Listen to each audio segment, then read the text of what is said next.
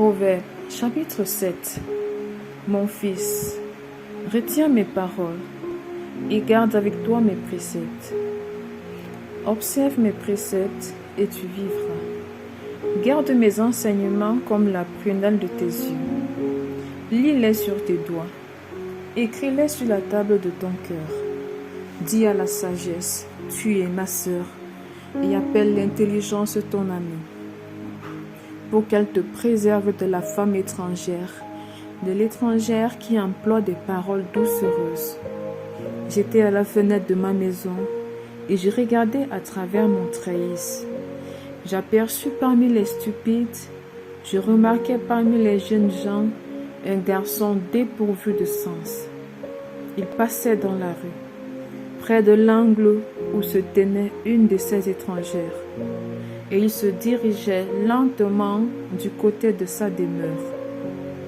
C'était au crépuscule, pendant la soirée, au milieu de la nuit et de l'obscurité. Et voici, il fut abordé par une femme ayant la mise d'une prostituée et la ruse dans le cœur. Elle était bruyante et rétive. Ses pieds ne restaient point dans sa maison, tantôt dans la rue, tantôt sur les places et près de tous les angles. Elle était aux aguets. Elle le saisit et l'embrassa, et d'un air effronté lui dit: Je devais un sacrifice d'action de grâce aujourd'hui. J'ai accompli mes vœux. C'est pourquoi je suis sorti au-devant de toi pour te chercher, et je t'ai trouvé. J'ai orné mon lit de couverture, de tapis de fil d'Égypte. J'ai parfumé ma couche de myrrhe, d'aloès et de cinnamome. Viens, enivrons-nous d'amour jusqu'au matin. Livrons-nous joyeusement à la volupté. Car mon mari n'est pas à la maison. Il est parti pour un voyage lointain. Il a pris avec lui le sac et l'argent. Il ne reviendra à la maison qu'à la nouvelle lune. Elle le séduisit à force de paroles. Elle l'entraîna par ses lèvres doucereuses. Il se mit tout à coup à la suivre, comme le bœuf qui va à la boucherie, comme un fou qu'on lie pour le châtier, jusqu'à ce qu'une flèche lui perce le foie, comme l'oiseau qui se précipite dans le filet, sans savoir que c'est au prix de sa vie. Et maintenant, mes fils, écoutez-moi et soyez attentifs aux paroles de ma bouche. Que ton cœur ne se détourne pas vers les voies d'une telle femme. Ne t'égare pas dans ses sentiers, car elle a fait tomber beaucoup de victimes. Et ils sont nombreux, tous ceux qu'elle a tués. Sa maison, c'est le chemin du séjour des morts. Il descend vers les demeures de la mort. Amen.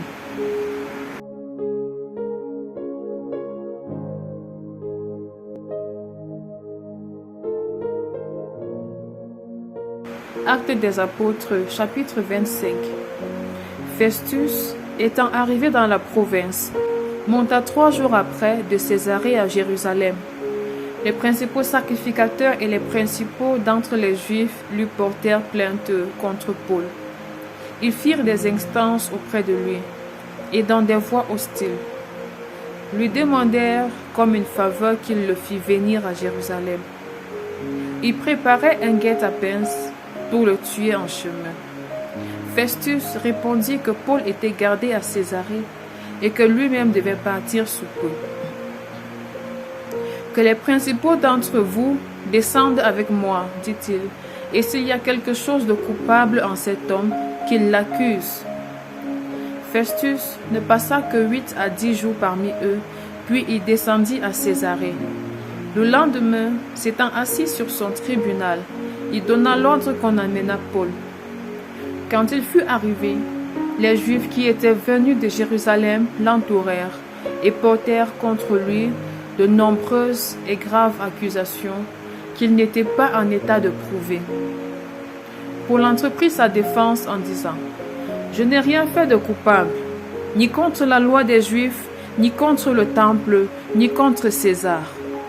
Festus, désirant plaire aux Juifs, répondit à Paul, « Veux-tu monter à Jérusalem et y être jugé sur ces choses en ma présence ?» Paul dit, « C'est devant le tribunal de César que je comparais. C'est là que je dois être jugé. Je n'ai fait aucun tort aux Juifs, comme tu le sais fort bien. Si j'ai commis quelque injustice ou quelque crime digne de mort, je ne refuse pas de mourir. Mais si les choses dont ils m'accusent sont fausses, personne n'a le droit de me livrer à eux. J'en appelle à César. » Alors Festus, après avoir délibéré avec le conseil, répondit, « Tu en as appelé à César, tu iras devant César. » Quelques jours après, le roi Agrippa et Bérénice arrivèrent à Césarée pour saluer Festus. Comme ils passèrent là plusieurs jours, Festus exposa au roi l'affaire de Paul et dit, « Félix a laissé prisonnier un homme, contre lequel, lorsque j'étais à Jérusalem, les principaux sacrificateurs et les anciens des Juifs ont porté plainte, en demandant sa condamnation. Je leur ai répondu que ce n'est pas la coutume des Romains de livrer un homme avant que l'inculpé ait été mis en présence de ses accusateurs, et qu'il ait eu la faculté de se défendre sur les choses dont on l'accuse. Ils sont donc venus ici, et sans différer, je m'assis le lendemain sur mon tribunal, et je donnai l'ordre qu'on amena cet homme. Les accusateurs, s'étant présentés, ne lui imputèrent rien de ce que je supposais. Ils avaient avec lui des discussions relatives à leur religion particulière et à un certain Jésus qui est mort et que Paul affirmait être vivant. Ne sachant quel parti prendre dans ce débat, je lui demandai s'il voulait aller à Jérusalem et y être jugé sur ces choses. Mais Paul, en ayant appelé pour que sa cause fût réservée à la connaissance de l'empereur, j'ai ordonné qu'on le gardait jusqu'à ce que je l'envoyasse à César. Agrippa dit à Festus, « Je voudrais aussi entendre cet homme. » « Demain, répondit Festus, « tu l'entendras. » Le lendemain donc, Agrippa et Bérénice vinrent en grande pompe et entrèrent dans le lieu de l'audience avec les tribuns et les principaux de la ville. Sur l'ordre de Festus, Paul fut amené. Alors Festus dit, « Roi Agrippa, et vous tous qui êtes présents avec nous, vous voyez cet homme au sujet duquel toute la multitude des Juifs s'est adressée à moi, soit à Jérusalem, soit ici, en s'écriant qu'il ne devrait plus vivre. Pour moi, ayant reconnu qu'il n'a rien fait qui mérite la mort, et lui-même en ayant appelé à l'empereur, j'ai résolu de le faire partir. Je n'ai rien de certain à écrire à l'empereur sur son compte. C'est pourquoi je l'ai fait paraître devant vous, et surtout devant toi, roi Agrippa, afin de savoir qu'écrire après qu'il aurait été examiné. Car il me semble absurde d'envoyer un prisonnier sans indiquer de quoi on l'accuse.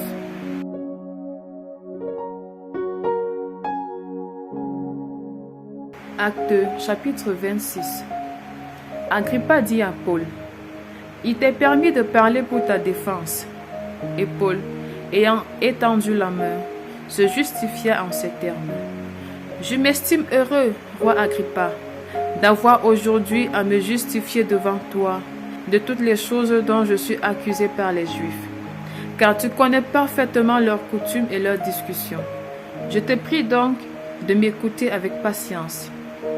Ma vie, dès les premiers temps de ma jeunesse, est connue de tous les Juifs, puisqu'elle s'est passée à Jérusalem, au milieu de ma nation.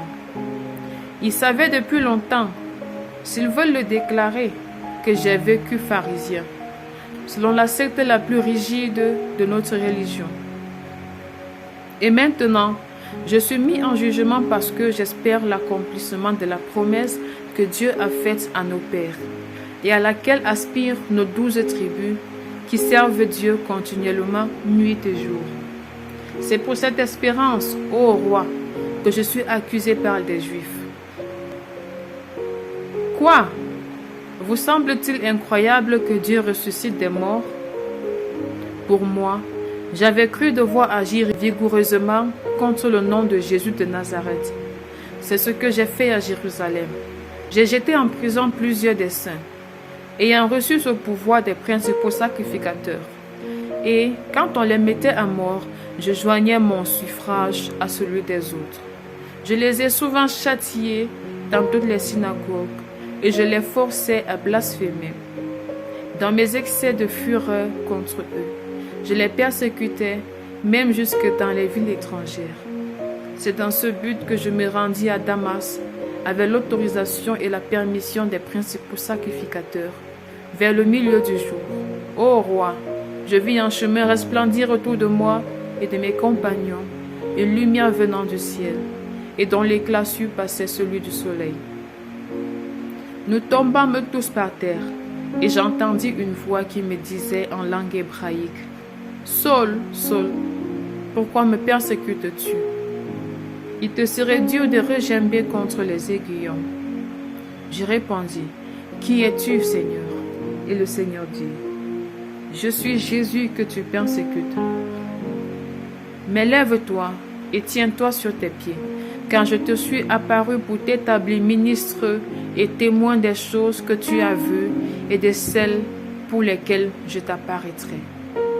Je t'ai choisi du milieu de ce peuple et du milieu des païens vers qui je t'envoie, afin que tu leur ouvres les yeux pour qu'ils passent des ténèbres à la lumière et de la puissance de Satan à Dieu, pour qu'ils reçoivent par la foi en moi le pardon des péchés et l'héritage avec les sanctifiés.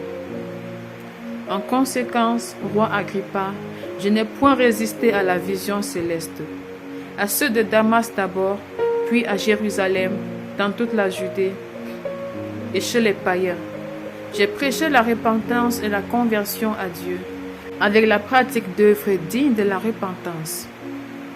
Voilà pourquoi les Juifs se sont saisis de moi dans le temple et ont tâché de me faire périr.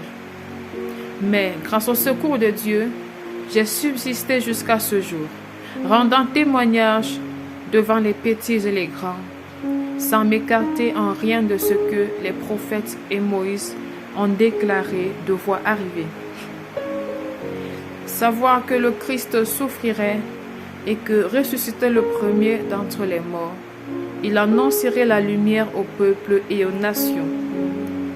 Comme il parlait ainsi pour sa justification, Festus dit à haute voix, « Tu es fou, Paul, ton grand savoir te fait déraisonner. » « Je ne suis point fou, très excellent Festus, » répliqua Paul. « Ce sont au contraire des paroles de vérité et de bon sens que je prononce. Le roi est instruit de ces choses, et je lui en parle librement, car je suis persuadé qu'il n'en ignore aucune, puisque ce n'est pas en cachette qu'elles se sont passées. Crois-tu au prophète, roi Agrippa? Je sais que tu y crois. » Et Agrippa dit à Paul, « Tu vas bientôt me persuader de devenir chrétien. » Paul répondit, « Que ce soit bientôt ou que ce soit tard, plaise à Dieu que non seulement toi, mais encore tous ceux qui m'écoutent aujourd'hui, vous deveniez tels que je suis, à l'exception de ces liens. » Le roi, le gouverneur, Bérénice et tous ceux qui étaient assis avec eux se levèrent. Et en se retirant, ils se disaient les uns aux autres, « Cet homme n'a rien fait qui mérite la mort ou la prison. » Et Agrippa dit à Festus, « Cet homme pouvait être relâché s'il n'en eût pas appelé à César. »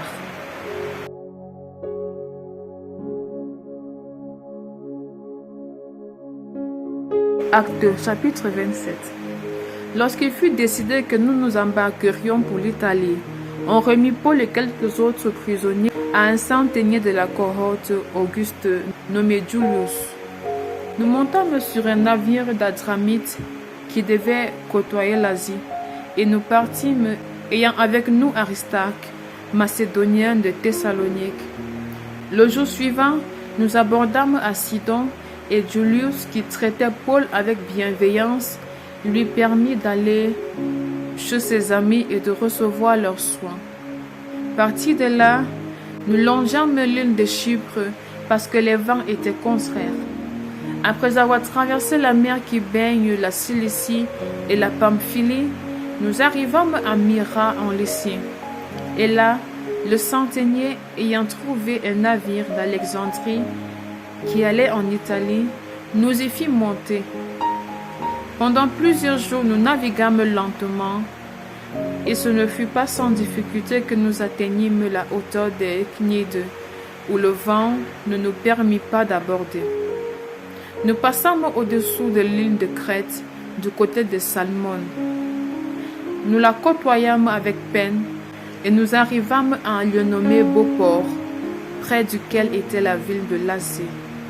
Un temps assez long s'était écoulé, et la navigation devenait dangereuse, car l'époque même du jeûne était déjà passée. C'est pourquoi Paul avertit les autres en disant: « Ô homme, je vois que la navigation ne se fera pas sans péril et sans beaucoup de dommages, non seulement pour la cargaison et pour le navire, mais encore pour nos personnes. » Le centenier écouta le pilote et le patron du navire plutôt que les paroles de Paul. Et comme le port n'était pas bon pour hiverner, la plupart furent d'avis de le quitter pour tâcher d'atteindre Phénix, port de Crète qui regarde le sud-ouest et le nord-ouest, afin d'y passer l'hiver. Un léger vent du sud vint à souffler, et se croyant maîtres de leur dessein, ils levèrent l'ancre et côtoyèrent de près l'île de Crète. Mais bientôt, un vent impétueux qu'on appelle Eurachillon se déchaîna sur l'île. Le navire fut entraîné sans pouvoir lutter contre le vent, et nous nous laissâmes aller à la dérive. Nous passâmes au-dessous d'une petite île nommée Clauda, et nous eûmes de la peine à nous rendre maîtres de la chaloupe. Après l'avoir hissée, on se servit des moyens de secours pour ceindre le navire, et dans la crainte de tomber sur la Syrte, on abaissa les voiles. C'est ainsi qu'on se laissa emporter par le vent. Comme nous étions violemment battus par la tempête, le lendemain on jeta la cargaison à la mer. Et le troisième jour, nous y lançâmes de nos propres mains les agrès du navire. Le soleil et les étoiles ne parurent pas pendant plusieurs jours, et la tempête était si forte que nous perdîmes enfin toute espérance de nous sauver. On n'avait pas mangé depuis longtemps. Alors Paul, se tenant au milieu d'eux, leur dit: « Ô homme, il fallait m'écouter et ne pas partir de Crète, afin d'éviter ce péril et ce dommage. Maintenant, je vous exhorte à prendre courage, car aucun de vous ne périra, et il n'y aura de perte que celle du navire. » Un ange du Dieu à qui j'appartiens et que je sers m'est apparu cette nuit et m'a dit: « Paul, ne crains point, il faut que tu comparaisses devant César. Et voici, Dieu t'a donné tous ceux qui naviguent avec toi. C'est pourquoi, ô homme, rassurez-vous, car j'ai cette confiance en Dieu qu'il en sera comme il m'a été dit. Mais nous devons échouer sur cette île. » La 14e nuit, tandis que nous étions ballottés sur l'Adriatique, les matelots, vers le milieu de la nuit, soupçonnèrent qu'on approchait de quelque terre. Ayant jeté la sonde, ils trouvèrent 20 brasses un peu plus loin. Ils la jetèrent de nouveau et trouvèrent 15 brasses. Dans la crainte de heurter contre des écueils, ils jetèrent 4 ancres de la poupe et attendirent le jour avec impatience. Mais comme les matelots cherchaient à s'échapper du navire, ils mettaient la chaloupe à la mer sous prétexte de jeter les ancres de la proue. Paul dit aux centeniers et aux soldats: « Si ces hommes ne restent pas dans le navire, vous ne pouvez être sauvés. » Alors les soldats coupèrent les cordes de la chaloupe et la laissèrent tomber. Avant que le jour parût, Paul exhorta tout le monde à prendre de la nourriture en disant: « C'est aujourd'hui le 14e jour que vous êtes dans la tente et que vous persistez à vous abstenir à manger. Je vous invite donc à prendre de la nourriture, car cela est nécessaire pour votre salut. Et il ne se perdra pas un cheveu de la tête d'aucun de vous. » Ayant ainsi parlé, Il prit du pain, et après avoir rendu grâce à Dieu devant tous, il le rompit et se mit à manger. Et tous, reprenant courage, mangèrent aussi. Nous étions dans le navire, 276 personnes en tout. Quand ils eurent mangé suffisamment, ils allégèrent le navire en jetant le blé à la mer. Lorsque le jour fut venu, ils ne reconnurent point la terre, mais ayant aperçu un golfe avec une plage, ils résolurent d'y pousser le navire, s'ils ne pouvaient. Ils délièrent les ancres pour les laisser aller dans la mer, et ils relâchèrent en même temps les attaches du gouvernail. Puis ils mirent au vent le voile d'Artimon et se dirigèrent vers le rivage. Mais ils rencontraient une langue de terre, où ils firent échouer le navire. Et la proue, s'étant engagée, resta immobile, tandis que la poupe se brisait par la violence des vagues. Des soldats furent d'avis de tuer les prisonniers, de peur que quelques-uns d'eux ne s'échappât à la nage. Mais le centenier, qui voulait sauver Paul, les empêcha d'exécuter ce dessein.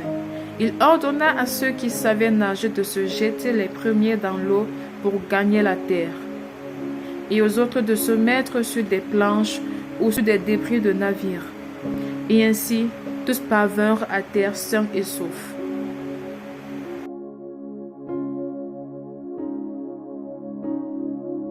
Acte 2, chapitre 28. Après nous être sauvés, nous reconnûmes que l'île s'appelait Malte. Les barbares nous témoignèrent une bienveillance peu connue. Ils nous recueillirent tous auprès d'un grand feu qu'ils avaient allumé parce que la pluie tombait et qu'il faisait grand froid. Paul ayant ramassé un tas de broussailles et l'ayant mis au feu, une vipère en sortit par l'effet de la chaleur et s'attacha à sa main. Quand les barbares virent l'animal suspendu à sa main, ils se dirent les uns aux autres: « Assurément cet homme est un meurtrier, puisque la justice n'a pas voulu le laisser vivre, après qu'il a été sauvé de la mer. » Paul secoua l'animal dans le feu et ne ressentit aucun mal. Ces gens s'attendaient à le voir enfler ou tomber mort subitement. Mais, après avoir longtemps attendu, voyant qu'il ne lui arrivait aucun mal, ils changèrent d'avis et dirent que c'était un dieu. Il y avait dans les environs des terres appartenant au principal personnage de l'île nommé Publius, qui nous reçut et nous logea pendant 3 jours de la manière la plus amicale. Le père de Publius était alors au lit, malade de la fièvre et de la dysenterie. Paul, s'étant rendu vers lui, pria, lui imposa les mains et le guérit. Là-dessus vinrent les autres malades de l'île et ils furent guéris. On nous rendit un grand honneur et à notre départ, on nous fournit des choses dont nous avions besoin.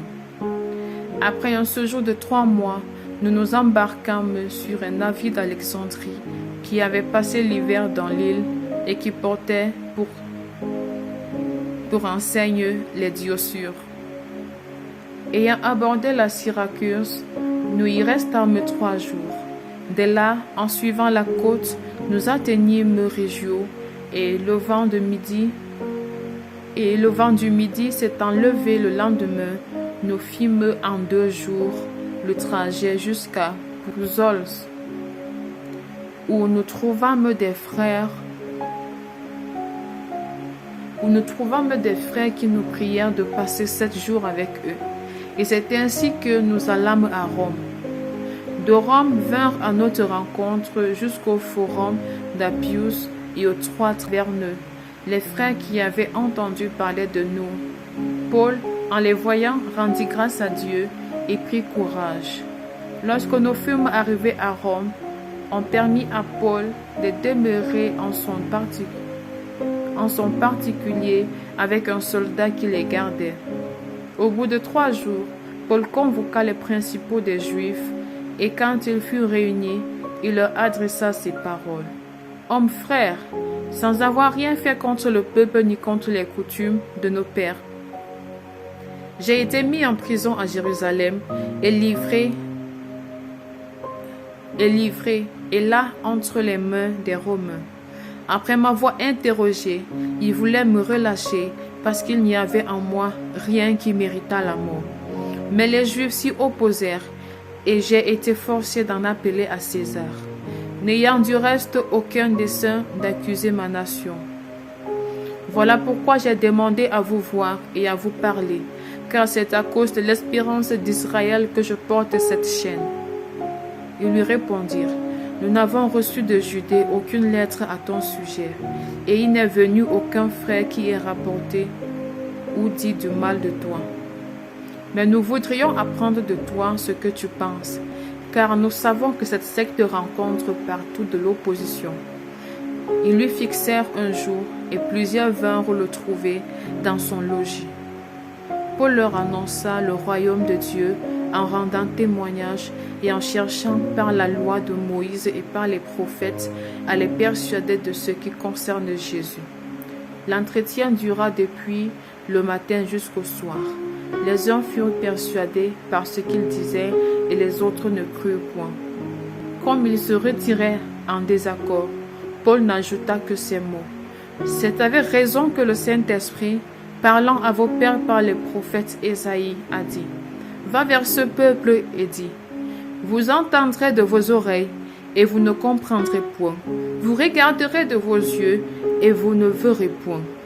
Car le cœur de ce peuple est devenu insensible. Ils ont endurci leurs oreilles et ils ont fermé leurs yeux, de peur qu'ils ne voient de leurs yeux, qu'ils n'entendent de leurs oreilles, qu'ils ne comprennent de leur cœur, qu'ils ne se convertissent et que je ne les guérisse.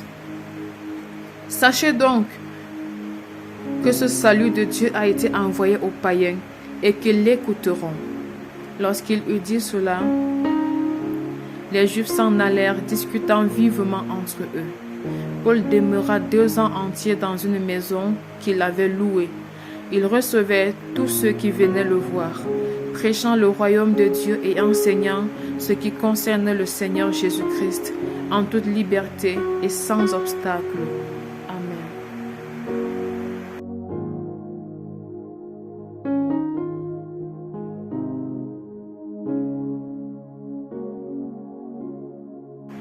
Psaume chapitre 10. Pourquoi, ô Éternel, te tiens-tu éloigné?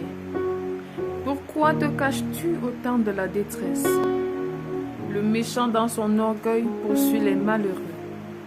Ils sont victimes des trames qu'il a conçues. Car le méchant se glorifie de sa convoitise, et le ravisseur outrage méprise l'Éternel. Le méchant dit avec arrogance: il ne punit pas, il n'y a point de Dieu. Voilà toutes ses pensées.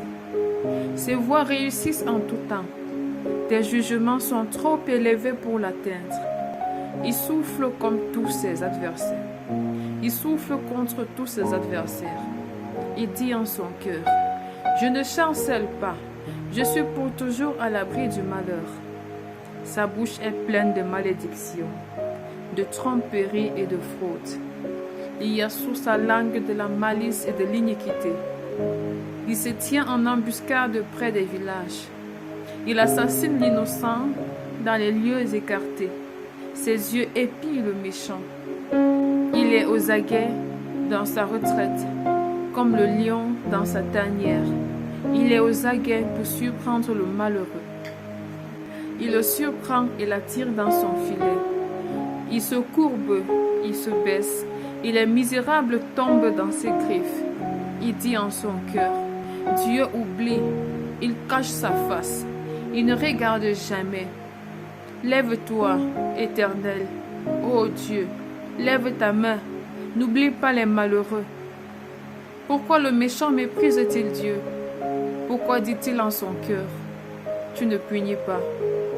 Tu regardes cependant, car tu vois la peine et la souffrance, pour prendre en main leur cause. C'est à toi que s'abandonne le malheureux.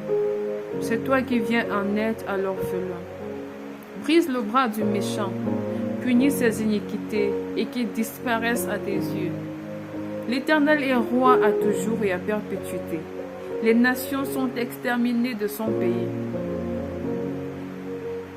Tu entends les vœux de ceux qui souffrent, ô Éternel. Tu as fermé leur cœur. Tu prêtes l'oreille pour rendre justice à l'orphelin et à l'opprimé, afin que l'homme tiré de la terre cesse d'inspirer l'effroi. Amen.